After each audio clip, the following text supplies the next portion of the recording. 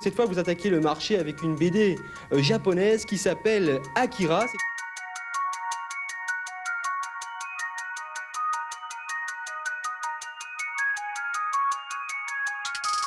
C'est une série bimensuelle qui est vendue en kiosque. Alors, première question, comment vous êtes un peu tombé sur cette BD? Eh bien, simplement en allant au Japon et en me documentant sur ce qui existe dans ce pays, puisque c'est un pays où la BD est très consommée.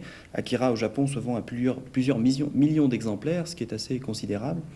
Et donc, cette BD nous a plu et nous avons décidé de la traduire en français. Alors, pour reprendre votre sous-titre de tout à l'heure, Akira, c'est nippon, mais c'est très bon, puisque Akira, c'est une BD qui fait plusieurs milliers de pages. Et je crois que tous les amateurs de BD seront contents de se plonger dans une grande saga qui va durer donc pendant plusieurs mois, puisque Akira sort tous les 15 jours dans les kiosques. Oui, alors on avait titré Ni bon ni mauvais, parce qu'en fait, vous avez beaucoup de critiques quand même sur cette série.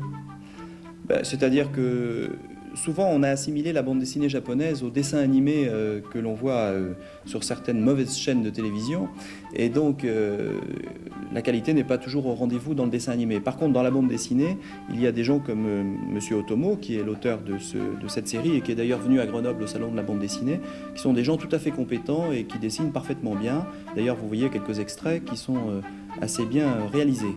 Oui, mais en fait, on reproche à Akira le trop grande violence dans les dessins, dans l'histoire.